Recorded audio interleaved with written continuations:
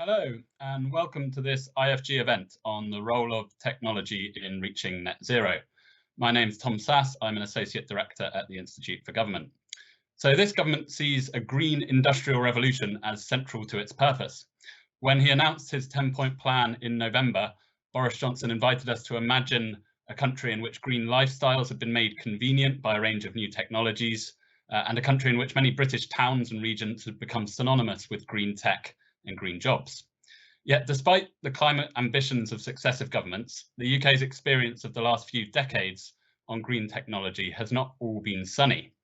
As well as successes like offshore wind, there have been a fair share of false starts, with businesses and investors complaining of inconsistency and a lack of clear direction. We saw another example of that on green homes yesterday. There's growing ambition in areas like electric vehicles and hydrogen towns, but the path to successful deployment won't necessarily be easy. So what does the government need to do to achieve its green industrial revolution? What should it learn from the UK's successes and failures to date? Where are the current gaps? How can it ensure changes are popular? Is there a risk of techno-optimism?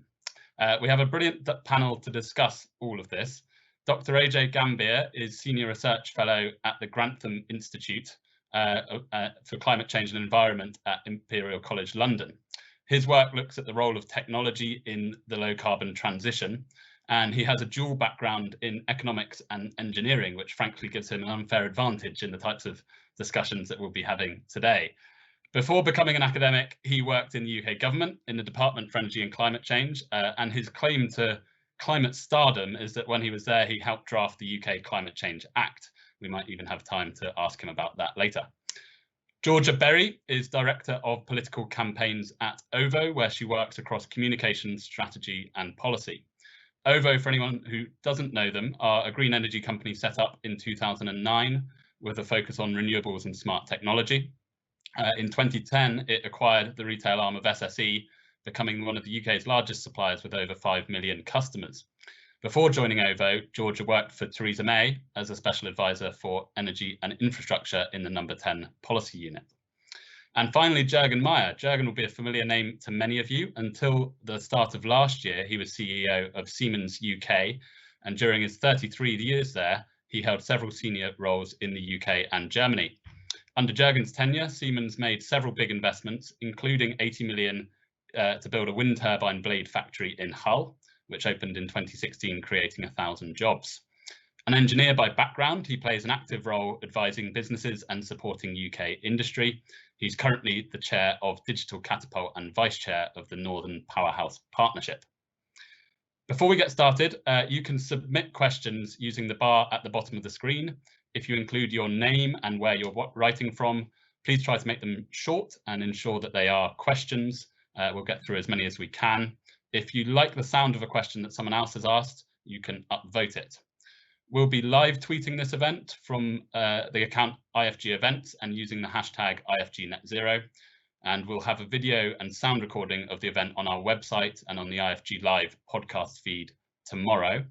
And lastly, I'd like to thank Imperial College London, the Transition to Zero Pollution Initiative, for kindly supporting this event. So Ajay, I wanted to start with you. You've done an awful lot of work looking at the role of technology in reaching net zero, both globally and in the UK. Can you set the scene for us? What's the scale of this technology challenge and how are we doing against it? Thanks very much, Tom. Hopefully I'm unmuted and you can all hear me. It's a big question, so I'll give you some very brief thoughts and hopefully we'll be able to get into many of those details as the discussion goes on. The scale of the challenge is very big. We've seen some analysis by Carbon Brief over the last few days that the UK has achieved approximately a halving of its emissions over the last 30 years. So in some senses, we're halfway there. But a lot of that has happened through relatively easy fuel switching and energy efficiency. We've seen some really good progress in the UK over the last 10 years, in particular in power sector decarbonisation. So we can now boast a pretty low carbon intensity of electricity generation. We've seen the rise of renewables with those stunning cost reductions that we all know about. So some really good stuff in the UK and actually mirrored in other countries over the last decade or so. But what really strikes me, and this is why I have kind of mixed feelings, I suppose, about the scale of the challenge, is that we've learned a lot and we've had some very pleasant surprises and experiences about low carbon technology and the fact that in many cases they don't have to be more expensive or worse performing than high carbon incumbent technologies. So that's all great and that fills me with optimism, and there's a lot to learn from there. But at the same time, on the slightly more pessimistic side, what strikes me about the scale of the challenge is the number of things that we have to do simultaneously across all sectors. It's not really a month to waste, and since the net zero report was published by the Committee on Climate Change in May 2019, and then Theresa May took that on board and it was set in legislation that we've got net zero in the UK now. We have wasted a lot of time, and we all know one big disruption of why. We all know one big disruption of why we've had our attention drawn elsewhere, if you like, for the last year. But every day counts now. There's such an intricate web of things that needs to be done to decarbonise every sector, as I say, simultaneously, that I think the scale of the challenge is huge. It's not insurmountable, and we'll get into this, I'm sure, as the discussion unfolds. We need to see a step change, a real step change in ambition led by the government in the UK, and definitely in other countries as well. So I'll offer those as some opening thoughts and happy to delve into detail as we go on. That's brilliant, and that's a really good sketching of the overall challenge. And just in the UK, in terms of where you see the gaps, I mean, we've got this kind of 10-point plan from the Prime Minister. They've said, this is not a net zero plan, but it's a sort of initial document. Do you see the gaps as more in those sort of foundational areas in the energy system, in the sort of looking at the role of hydrogen, or do you look more at specific sectors? So we want to kind of get towards this switch to EVs, and do you think there's a big gap there? I think definitely it's a significant element of both. We've got a technological pathway or technological pathways which are becoming increasingly proven as the days go on for things like light duty vehicles. So 10 years ago, we would be very doubtful about whether electric vehicles could decarbonise the light duty vehicle transport sector, but now we're much more confident that they can. There's been so much good work done in the scaling up of lithium-ion production facilities, making electric vehicles longer range and more attractive compared to combustion engine vehicles. So we've got technologies that can do the job in certain sectors, but we need to see much more. We need to see a greater sort of driving force, if you like, behind those technologies. And things like recent announcements of yet again cutting the subsidies for EVs, they don't really encourage me that the government's understanding the power of these technologies to really accelerate the transition. But then at the same time, we've also got these, what you describe as foundational technology areas. And, there are encouraging signs coming out of the government that they understand these technologies. So just looking at the low carbon industrial strategy that was released on, I think, the 17th of March, so less than 2 weeks ago, that talks quite well about hydrogen and its potential role, about carbon capture and so on. So the talk is there and the understanding is there. There's even an understanding of the level of investment that's needed, but we do need to see those pounds flowing in the right direction for us to have a sense that these are credible storylines about how we decarbonise those sectors like industry, where we haven't made so much progress recently. Brilliant. And just before turning to Juergen, so you mentioned there the role of hydrogen, and it seems like we spend an awful lot of time in this area when discussing this topic, talking about electrification versus hydrogen. How big a sense is the UK going to go down this hydrogen path? Do you think they've done enough to kind of set out a kind of clear pathway about the direction they're moving in on that question? Yeah, no, thank you very much. I think this is a really complicated question, actually. I don't blame the government for not having been as clear as it could be on electricity versus hydrogen, because there are many uncertainties there. We are seeing a falling cost of electrolyzers to produce hydrogen, and so there is the promise of green hydrogen, particularly with falling renewables costs as well, although green hydrogen is still not cost competitive with blue hydrogen, you know, the hydrogen produced from fossil sources with carbon capture potentially. So there are lots and lots of questions that need to be answered through clusters and pilots and demonstrations over the coming years. I think the clarity needs to come quite soon. As I say, though, I understand why it would potentially be unwise for the government to say, look, we're going to do X% through hydrogen, we're going to do Y% through electrification. There are lots of things we need to find out still about those. So they're making the right noises about the potential importance of these technologies, but we do need to start seeing the emergence of clearer signals over the coming few years, I think. Brilliant, thank you for that. Juergen, so you've looked at this from, you know, a long career in business and industry. What makes the difference to businesses and investors in terms of the approach from government? Yeah, thank you, Tom, and great to be speaking here at this event. And when I was looking at significant investments that the company I used to head were making in the UK, there was 4 things that I would always look at in terms of the sort of the general policy environment and the industrial environment we find ourselves in. And those 4, just cantering through them very quickly, are the first of all is the demand that is generated by the local market. And you know, if you take offshore energy, we did rather brilliantly at that going back about a decade ago, and indeed the reason why Siemens invested so heavily is because that demand was there. It took us a long time, by the way, to gain confidence in government that they wanted to do that. Not a lot of people know that there was 10 years worth of discussions that went on before that demand was generated, but when it was, that created a huge opportunity. So on offshore wind, we got that right. We often get that wrong. And Ajay made the example of reducing the grant to purchase an electric vehicle, just having dropped from £3,000 to £2,500, which is a complete puzzle to me, because that's one of the signals you'd be looking at as an investor. And indeed, if you're in Germany and France, you've got very, very generous scrappage deals that make that sort of investment or gives you more confidence for that investment. So one is all around the demand side.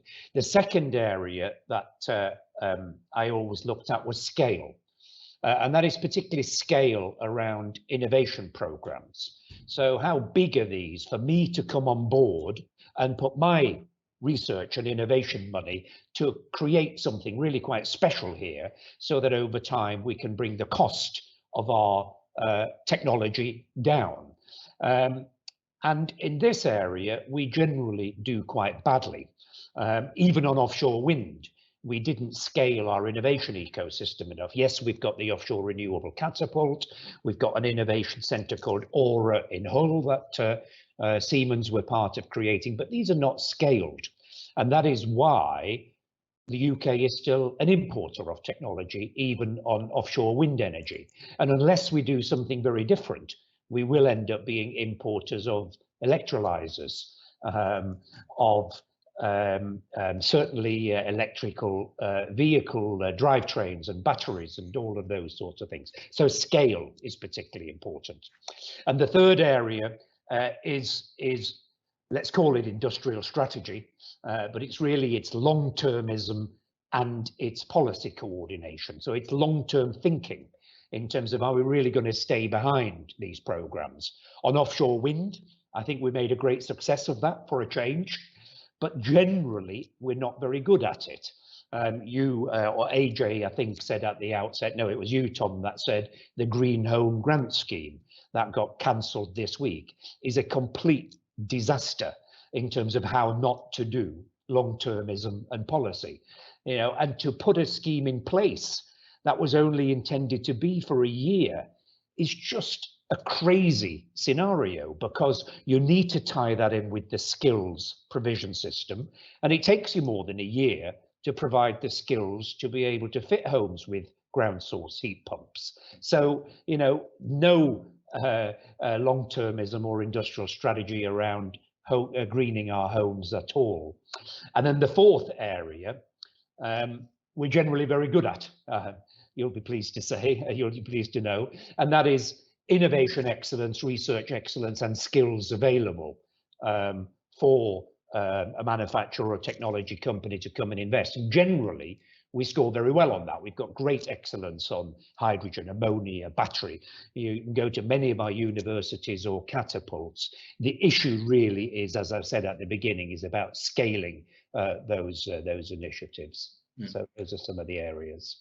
That's brilliant and fascinating insight into your experience there. I suppose if you take those four things and apply that to what you see as the government's plans to the extent that it's set those out now, do you think, you know, broadly some of those successes that they had on offshore, or maybe, you know, you can translate that a little bit over to some of the industrial challenges? We've got a bit of a skill base, we've got some of the research, with a bit of investment that could work. Is it going to hold us back, some of those weaknesses, a bit more in the other areas you were discussing? You know, if you've got a lack of political commitment, and actually in electric vehicles or homes, that becomes a really big problem. What do you think if you apply that lens? Well, you can certainly see all of the ingredients, but they're not particularly well joined up and they're not particularly well scaled. So Ajay was talking about green hydrogen. The 10-point plan that you talked about before had 240 million as a commitment for green hydrogen. Last week we saw the industrial decarbonisation strategy, which had 171 million for 9 different programs. And you've got to piece it all together. And in the end, it doesn't actually make enough. And then you go over the water and you compare that to Germany's green hydrogen plan, and there is a 7 billion bold investment for industry and investors to get behind to scale up green hydrogen, because as Ajay rightly says, it's not cost competitive yet. But remember, neither was offshore wind when we started. And it's only through that sort of innovation scale that you can really bring the cost down. And if we allow Germany to do all of that and other countries, then we'll end up being a net importer of technology again. Brilliant. We'll come back to lots of that through the discussion. Georgia, I wanted to turn to you. First of all, before we get onto your current role, sitting in number 10 when you were advising Theresa May and sort of in government more widely, how do these challenges of supporting the development and deployment of technology look from the sort of position of right in the heart of government? Thanks, Tom, and also fantastic to be here. So I think the real challenge is, you know, understandably, when it comes to sort of politics and being in the heart of it, is consumer acceptability. You know, how are we going to achieve the targets that we've set as a country? How are we going to get there? But equally, how are we going to bring the public with us and, frankly, hold our nerve as a government to getting there? And you're up against quite a number of uncertainties because, of course, you've got technology uncertainty. You don't know how much certain costs are going to come down or not come down. You've got consumer acceptability uncertainty. Will a certain technology fly ultimately with consumers? You have political uncertainty, and it leaves for a sort of a punchy challenge. And I'll just to give an example, when I went into number 10, I was set the target of, you know, in our European context, how can you bring down the cost of electricity? That's your task. And that's a very tough task when we had the commitments we had for decarbonising the power sector. And ultimately, at that point in time, we didn't have net zero enshrined in the 2050 target, but we still were, you know, very much moving in this direction of travel.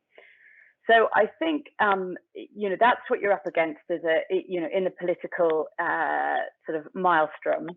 What I would say is, you know, so reducing that uncertainty as much as possible is essential. And I think net zero, well, the Climate Change Act initially, fantastic. And then net zero has really helped reduce uncertainty in one direction, which is that we know that we have to reach these targets. So at least from a policy setting perspective, you're not spending a lot of time trawling through the debate of, are we going to go back to coal, or are we going to do X or Y? You know, you've at least got clarity of direction, which is fantastic. I think the next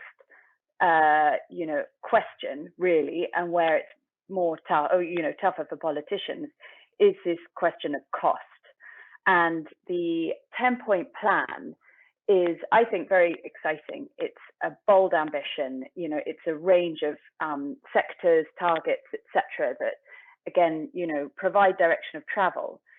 The tricky bit will be when you start putting price tags to all of this, particularly as Juergen's just mentioned, and having that sort of combination of an honest discussion with the public, but also thinking about how to alleviate that burden on the public as well. And that will be, I would say, tougher than ever this year, given what we've all been through, and how we expect things to evolve in the next year, with the crunch ultimately coming off the back of, unemployment, etc. So I think whilst I admire the government's 10-point plan, I think we've I can understand entirely what they're grappling with internally. We are going to have to give some sort of faith to our public, really, that say, right, it is a time to have a more open debate and discussion, that there will be disruption, there will be behaviour change required, there will be cost elements to achieving net zero, but we are going to do this in the fairest way that we can. The slightly disappointing thing, again, not to repeat what Juergen and Ajay have just said, but the recent string of policies, there've been high-level announcements, which are great, but then there've been actual policies that have been announced, or changes to policy, that are less inspiring. So the EV grant cut, the reduction in air passenger duty for domestic flights, the not considering VAT on low carbon technologies. So obviously when it comes to heat and decarbonising homes, and then the Green Homes Grant, as has already been mentioned. So whilst we've got these high level ambitions, we've also got some pretty immediate policy levers that are either sort of being changed or going in the opposite direction. So we just need to think about how we're going to balance those out, and time is critical now. And they are, I do believe they're moving very fast, as they can, in terms of identifying best routes forward. But yeah, again, as Ajay said, we've hardly got a month to spare, because it's the next 10 years, which makes the real difference. And I'm really glad you've brought us into the sort of debate around costs of all this, because obviously there's, as Ajay and Juergen have said, a big question about investment to bring costs down. But there's also a big question about what costs the government expects the public to bear, whether that's for switching their vehicle or replacing their gas boiler or whatever. And do you think politicians are yet sort of showing themselves to be willing enough to confront some of these costs involved in sort of switching to net zero? Because so far we've sort of talked a lot about some of the attractive investment type discussion, but perhaps a bit less about, some of these payments which ultimately we will need to be paid for. Yes. So what I'm sort of seeing at the moment is that there is a lack of willingness to talk about costs at what I call the retail end. So costs that are visible to consumers.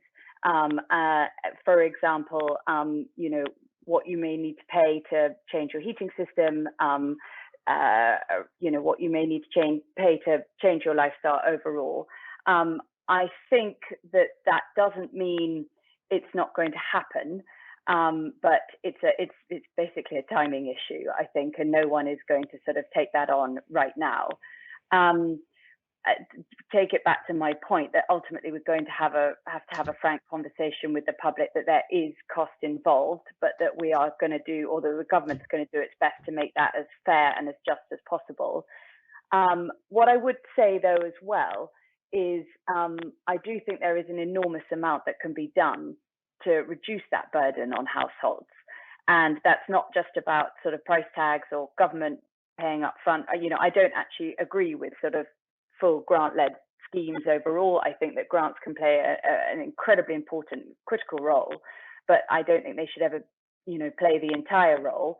And you can pull on other levers as government that are incredibly powerful to bring down costs overall. So whether you're talking regulatory levers, whether you're talking training and skills, whether you're talking looking at sort of reducing burdens that already exist to incentivize these markets. I think it's getting that policy and regulatory landscape right to bring down cost and reduce friction at each level in every area. That's that proper creative policy making that is what needs to be focused on now to reduce burden on households overall.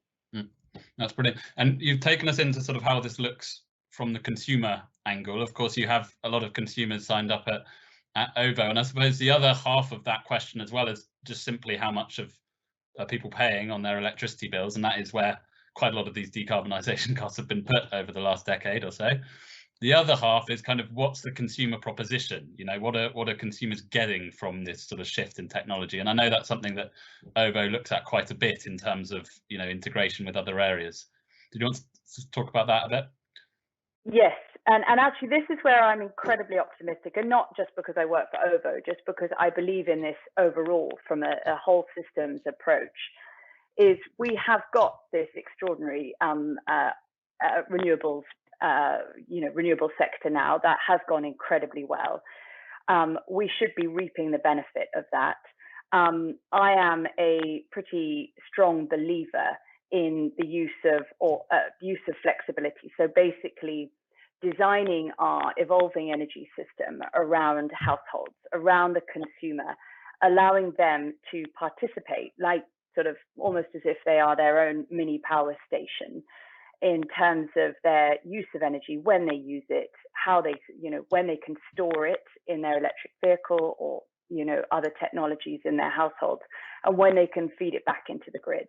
And I see that as a complete win-win, because you're not only are you maximizing the penetration of renewable use and you're not wasting that, you are reducing the amount of investment you have to put into large base load, whether you're talking nuclear, a few more CCGTs to get you over the line, whatever it might be.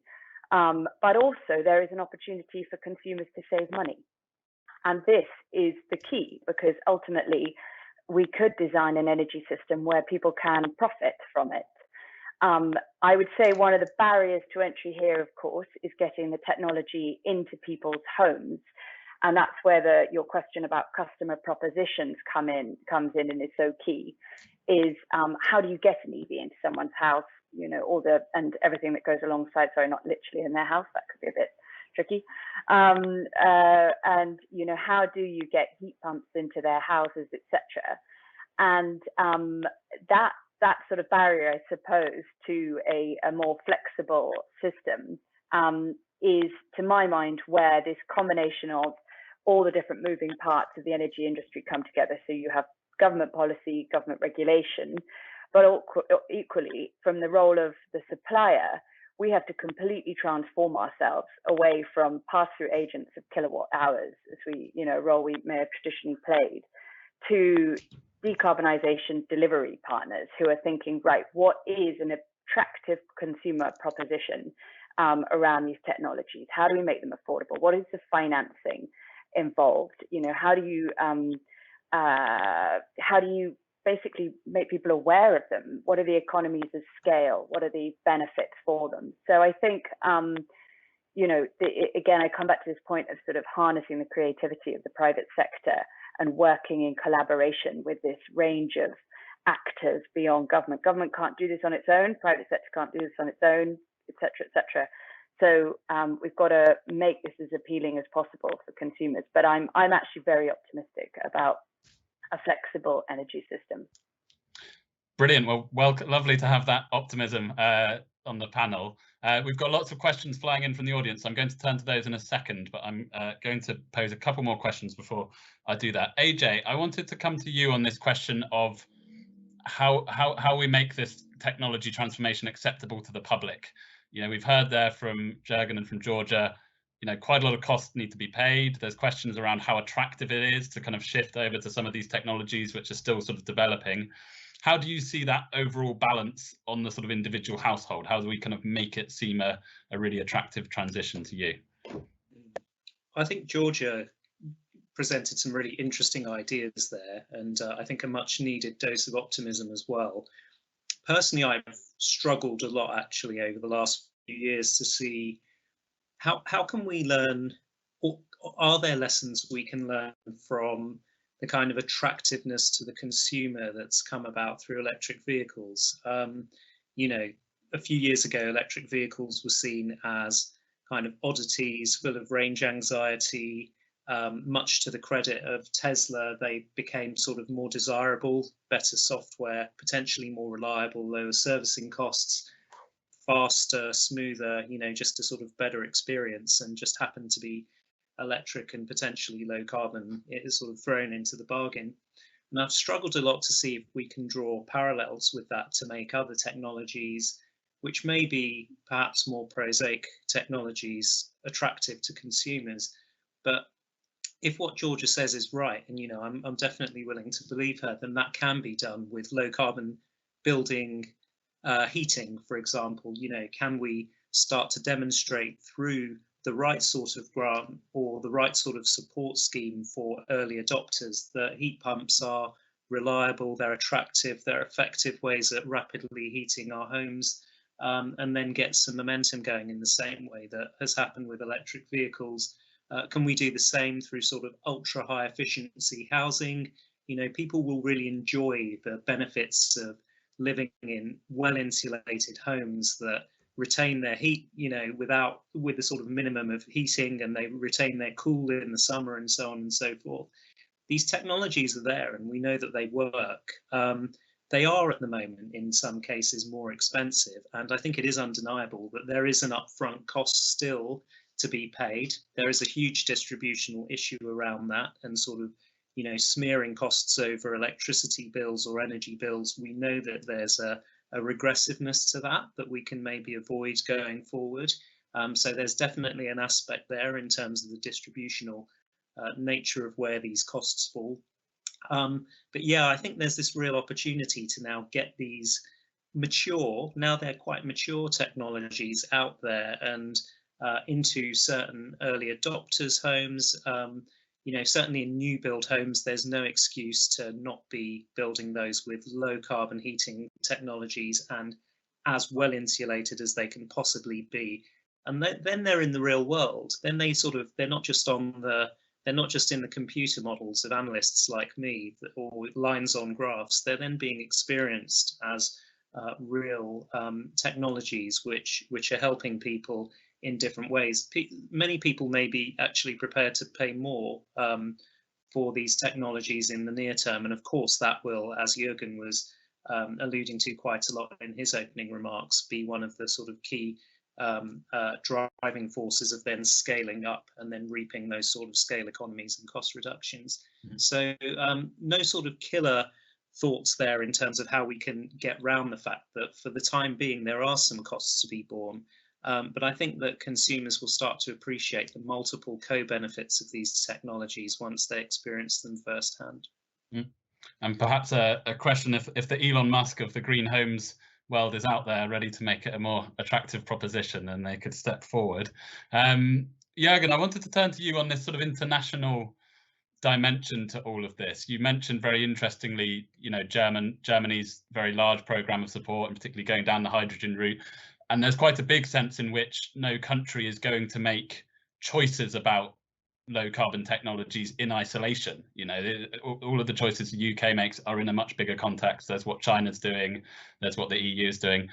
So, I mean, how should the UK see that problem? Because are there some areas where actually it should think other countries are much further ahead of us, not worth us getting involved, or should it just always be thinking, how can we sort of domesticate the greatest benefits here? Because you said that didn't quite happen with offshore. Yeah, well, it seems to me that, you know, the key technologies that are going to help us decarbonize in the medium term, and by medium I sort of mean, you know, to reach our goals by 2050. That's medium term for me, because that means you've got to be implementing at scale by 2030. And it seems to me the technologies that are going to create that are known now. So this is not the debate about picking winners, which I think, you know, we spend far too much time on. We know which the winners are going to be, and it's going to be at the generation end, it's going to be hydrogen, a combination, of course, there of also still needing some gas and carbon capture. And at the demand end, it's going to be technologies like ground source heat pumps, like electric vehicles, hydrogen vehicles, actually, I don't think we talk enough about. So we know what the key technologies are going to be.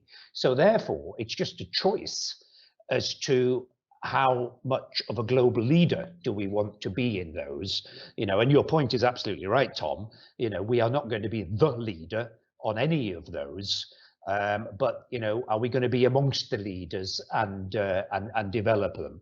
I mean, there's maybe one slight exception to that, and that is tidal energy. That's actually one of the questions that has come in. Now, I don't actually think tidal energy in the scale of things is going to be anywhere near as big as offshore energy or as hydrogen, but there is an opportunity for tidal, and the UK seems to be in a pretty strong position, given our coastline, to develop that more and then become a developer of the technology and an exporter of the technology as well. So, but it's just a question of how much we want to scale and develop these technologies. And I think we should be scaling them all a lot more. That's really helpful. And another one for you, Juergen, this one sent in from Henry Bertlin, who asks, will the government's emphasis on supporting British industry and science over multinationals help or hinder our decarbonisation? Well, I mean, I'm not seeing any particular push towards it needing to be British over multinational. What I am seeing is it needs to be local. And multinationals can be very local, and the company that I used to lead in the UK was a total example of that. It was multinational but very local.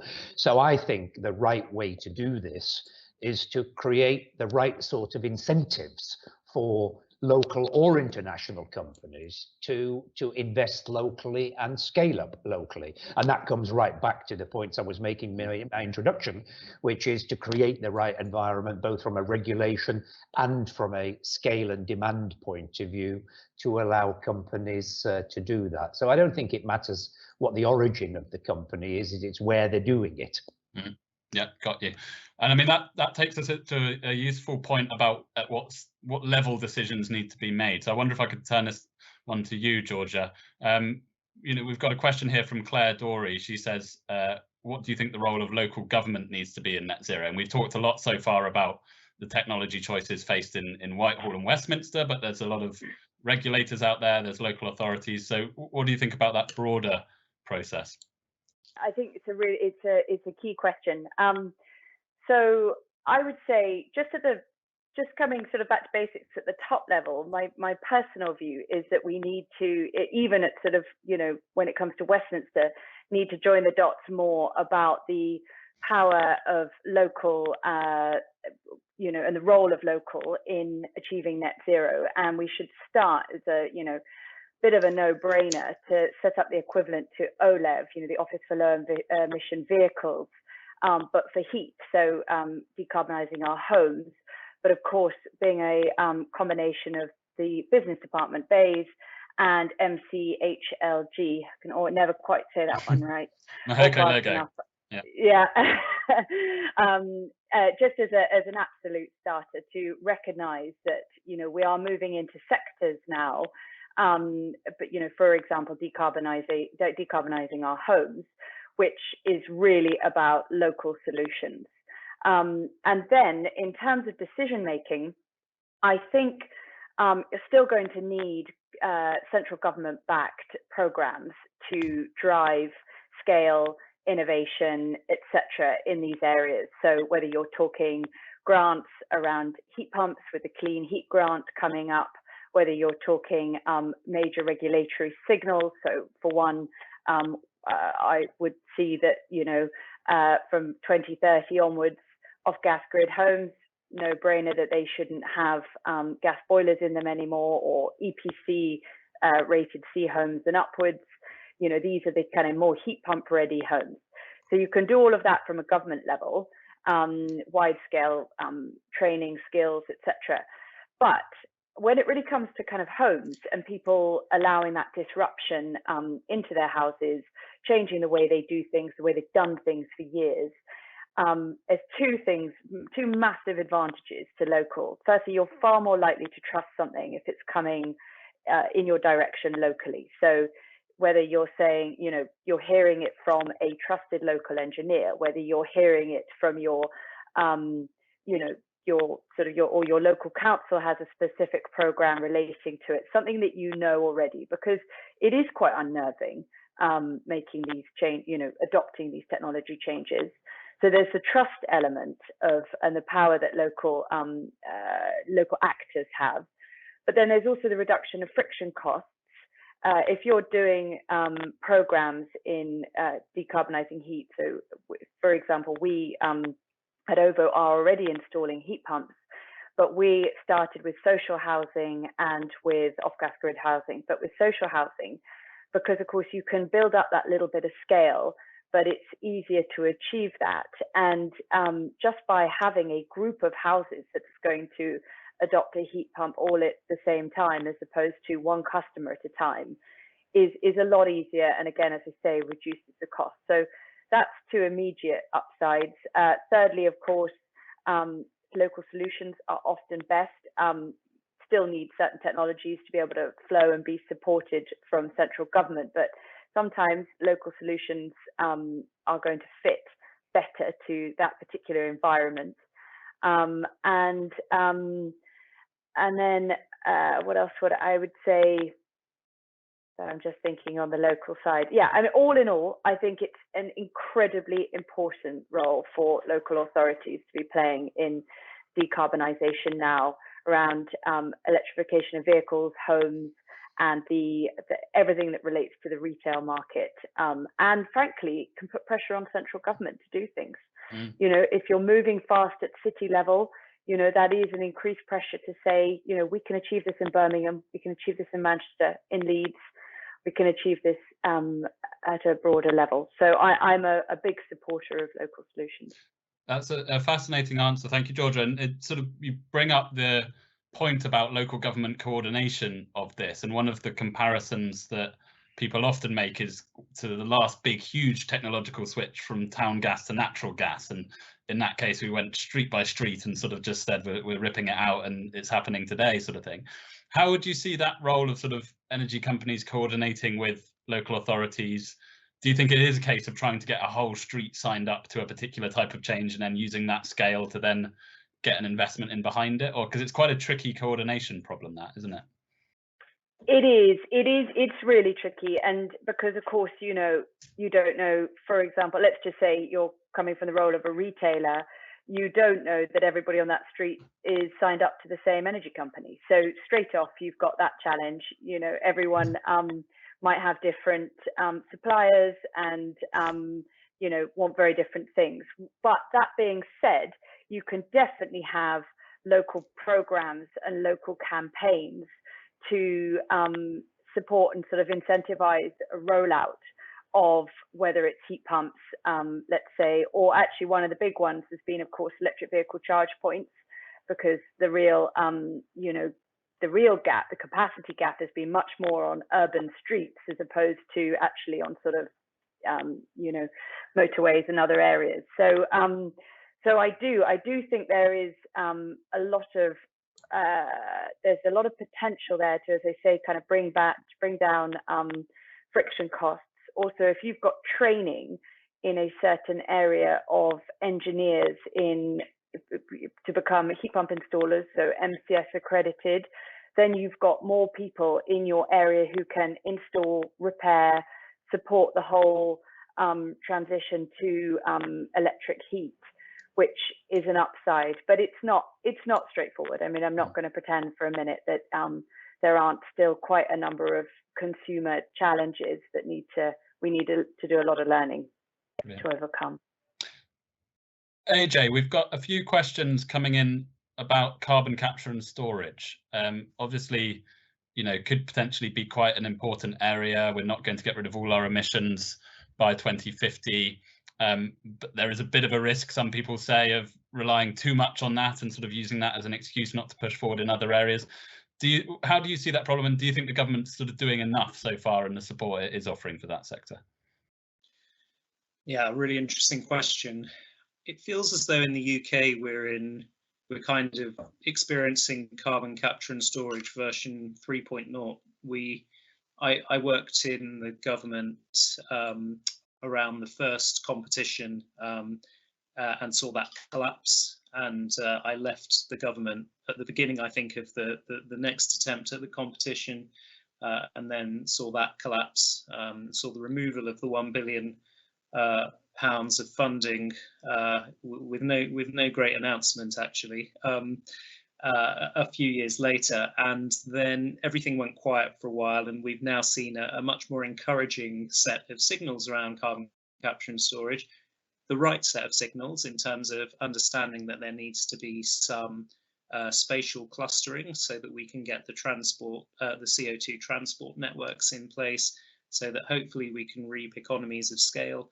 A bit more of an understanding that there are many different types of carbon capture and storage. So, you know, a lot of the early focus was on CCS with coal-fired power generation, but of course, luckily now coal-fired power generation is becoming sort of consigned to history in the UK, and there's much more understanding that industrial decarbonisation is likely to be quite reliant on carbon capture and storage, as well as you know, hydrogen and electrification of industrial heat processes as well. So that's all to the good, and as I said earlier, it makes a good appearance in the industrial decarbonisation strategy. The key question, though, is, have the lessons from the past been learned? CCS is really difficult. It's really hard to overcome that first sort of risky hurdle of getting a commercial scale, functioning, high performing CCS system of the capture, the transport and the sequestration in place. We really do, in my view, and the modelling that I and colleagues have done, the sort of simulations of the transition to the low carbon future do support this. We really do need to get CCS right. I don't think we're anywhere near the point of it being a danger of something that we're overly relying on for the future, either in terms of carbon capture and storage from point sources, or the carbon capture that comes from dispersed sources, direct air capture, for example. I think we can probably have a bit more of a nuanced discussion of the techno-optimism around CCS in 5 or 10 years' time, when we've actually got this thing at commercial scale on the ground. And then we can sort of start to worry about whether we're overly relying on it. For now, I think we really, really need carbon capture and storage and industrial decarbonisation, and we really need to start developing direct air capture, perhaps in the UK, but certainly as part of international efforts. Not as a substitute for near-term deep decarbonisation action, but as an insurance, really, to add to that decarbonisation action as we go sort of further through the decades in this century, because there will be some really tough sectors to decarbonise, and we will need to most likely offset their residual emissions with some degree of emissions removal from CCS and related technologies.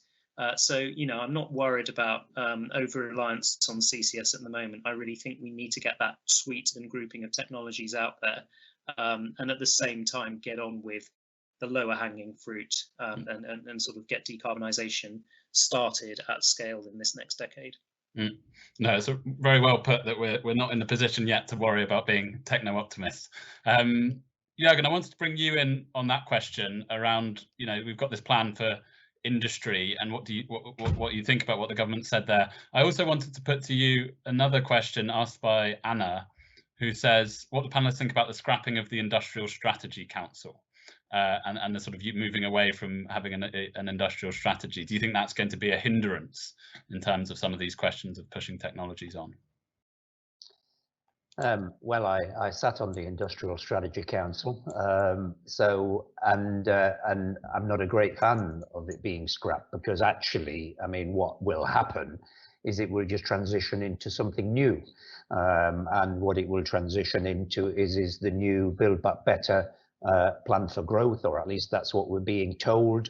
But again, this is all just the wrong signals to the marketplace about long-termism and about strategy, you know, and we now have to as a business community, we now have to engage with government to make sure the new Build Back Better plan is more strategic, is more coherent, and we drive it forward. So, and I have no doubt that we will get, you know, a rewrite and it will look slightly different. But it's just, you know, we're not very good at long-termism. Yeah, I've actually written a blog on it this morning. It's on my blog site. So if you're interested, go and have a look at that. JuergenMaier.co.uk.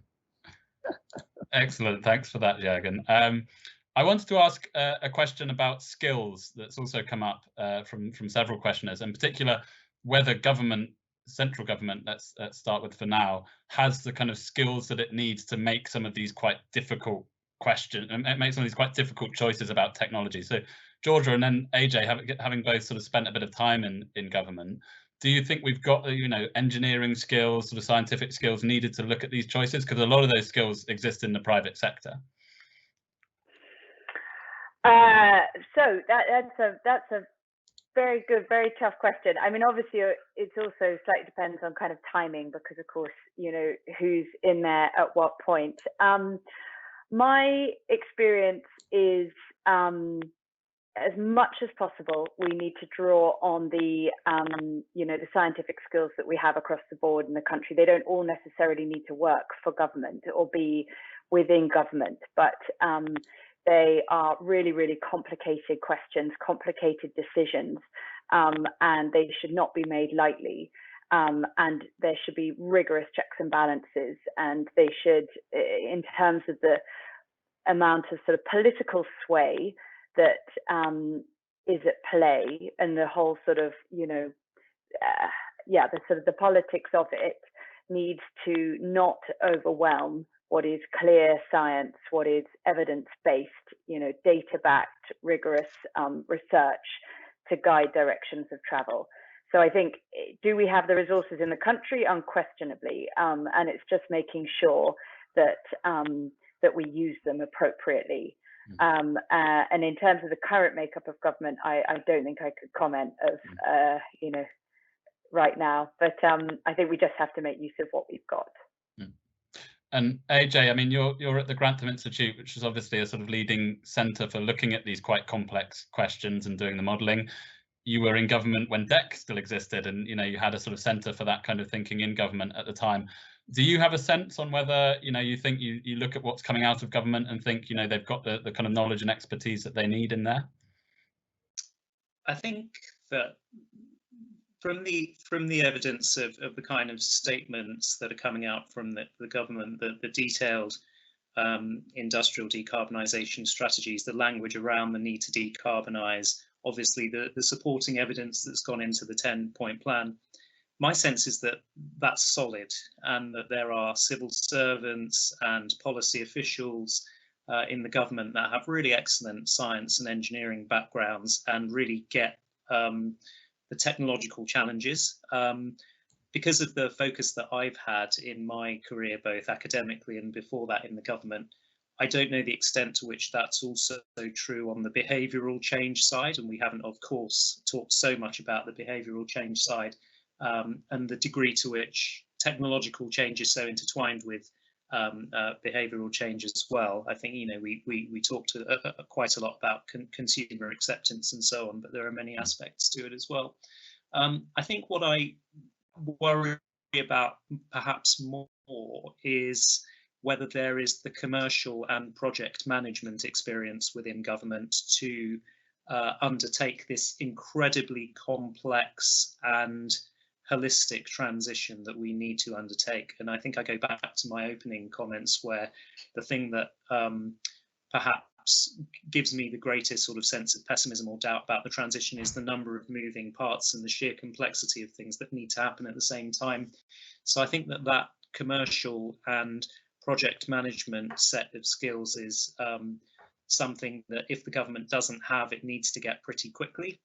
And then the final point is, I don't know so much about the sort of skills around net zero and decarbonisation at the local government level, but I'm convinced by George's argument that the local level is incredibly important here. You know, a number of local authorities have declared climate emergencies, and there's evidence that they are starting to get this. But I would really like to hope that there will be a rapid upskilling of local government officials in this area as well. That's a really good point, and it's a point that we've discussed a little bit in some of our research on this too. We're coming up to the end of time. I wanted to throw one more question at you, Ajay, and then I'm going to come to Juergen. So the final question, Ajay, was just about this concept of sort of systems approach, systems engineering. You often hear sort of engineers say the net zero challenge, it's not just about supporting a range of different technologies, it's actually about these technologies coming together and being integrated and taking a sort of full systems approach. That's easy to sort of say in a sort of, you know, from the outside or from a sort of looking at a model that an engineer might create. How do you actually go about achieving that if you're sort of sitting in government? Do you think it requires a different kind of approach to the one that we're seeing at the moment? Yeah, it's a really complicated question. I'm really keen to hear from more from Juergen, so I'll be quick on this. I think you know, we need the phrase "we need systems thinking" is a sort of a bit of a cliche, really, and it needs quite some degree of substantiation to be meaningful. I think that we need a lot of joining up across government departments, because there are so many departments that are responsible for different bits of decarbonisation of the energy and agricultural and land systems in the UK. You know, there needs to be serious reflection, going back to my earlier points on the sort of project management angle, around whether there needs to be a very sort of holistic delivery body for net zero. It can't be left to fall just to individual departments to deliver different parts of the system together, because they will end up with trade-offs and clashes and so on and so forth. So I think and hope that there's serious thinking going on in the government around, you know, how can we have some kind of central delivery body that doesn't let anything slip, and is making sure that one department's progress on decarbonisation of one part of the system is not conflicting or contrasting with another part. So I'll leave it there. Brilliant. Juergen, I'll come to you on that, and then I'm going to give each of my panelists a chance to say what is the one thing they would like to see from government in the sort of next sort of months that would show they're serious about this question of technology and net zero. But first, if you wanted to come back on that question of systems approach. Yeah, I mean, I totally agree with Ajay, and actually, I mean, that allows me to finish with some sort of you know, positive commentary, which is that you know, systems integration is something we in the UK are very good at. You know, we're not often the creators of some of the core technology, but in terms of integrating the technologies and putting the software around them and putting the systems together, I think we're generally pretty good. And I think that is a capability we should look to strengthen, and is a capability we can export as well. One thing that I do think we need to do more of is to be open-minded more between the different technologies. There was one question in the chat about, you know, hydrogen versus electric, and particularly talking about cars and Elon Musk. Well, you know, for me, this is not versus, it's and I'm convinced we're going to need hydrogen cars as well as electric cars. And indeed, I'm advising a hydrogen car company called Riversimple, and the Riversimple hydrogen car weighs less than the batteries in a Tesla. Now, I just say that because, you know, if everybody wants to put a Tesla and charge it at high capacity in their street in London, then the grid is not going to be able to cope with it, and the energy demand won't cope. So you're going to have different approaches for different scenarios, and we need to be very open-minded to those and plan our systems around those different scenarios. And what's the one thing you'd like to see in the coming months, Juergen, if I can put you on the spot?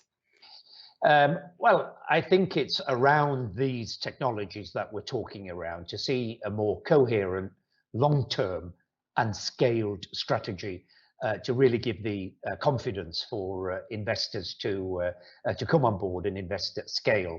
And if we do that, then I think we can absolutely create the technologies to meet our net zero targets. Great.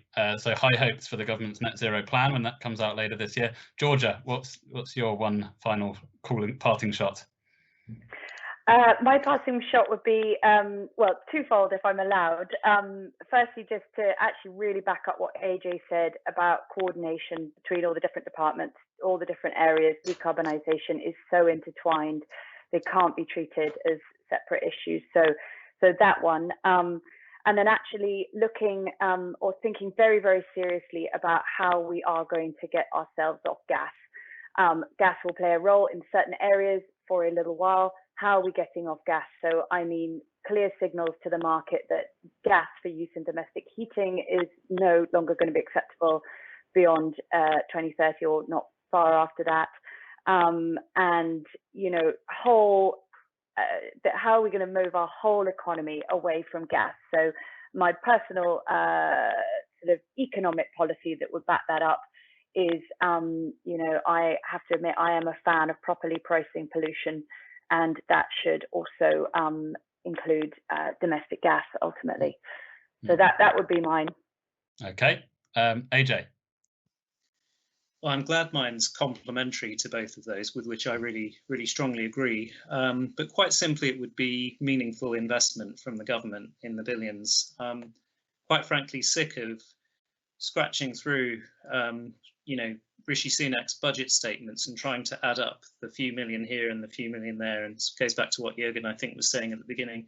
And, you know, maybe it all adds up to 100 or 200 million. And then you look over the continent and you see these serious multi-billion investments, which is what's needed.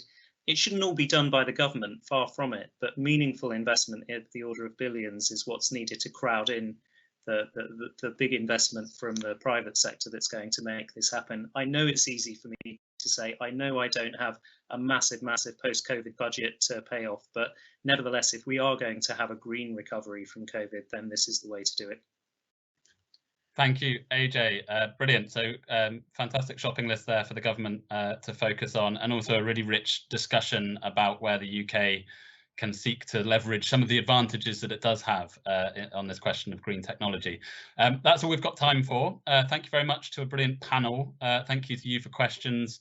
Thank you to Imperial College London, the Transition to Zero Pollution Initiative, for sponsoring this event. A couple of things to flag. We've got a report coming out later this week on heat decarbonisation, some of the past policy failures there, and some ideas for what the government might do to accelerate that. We've also got some work upcoming in the next couple of months on how to support the green recovery, picking up on that last point of Ajay's. So do watch out for those, and goodbye for now.